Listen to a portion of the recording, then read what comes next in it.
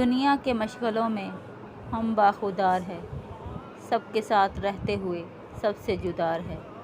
حضرت شیخ الوظائف دامت برکاتہم نے فرمایا، ایک بزرگ فرماتے ہیں، میں نے کعبہ کا غلاف پکڑے ایک بندے کو روتے دیکھا۔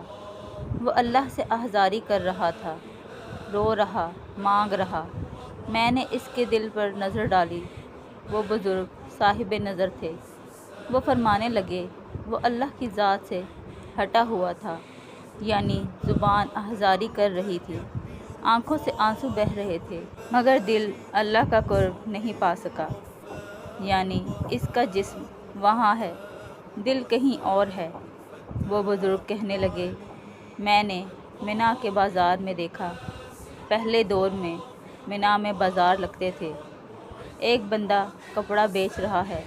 میں نے اس کے دل پر نظر ڈالی تو اس کے دل کو واصل باللہ پایا، یعنی اس کے دل کو اللہ کی ذات کے ساتھ جڑا ہوا پایا۔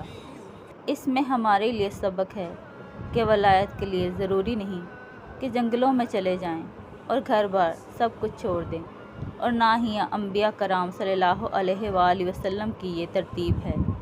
ہمیں چاہیے کہ دنیا کے مشغلوں میں رہتے ہوئے بھی ہمارا دل ہر پل اللہ تعالیٰ کی طرف متوجہ اور اس کی یاد میں مشغول ہو۔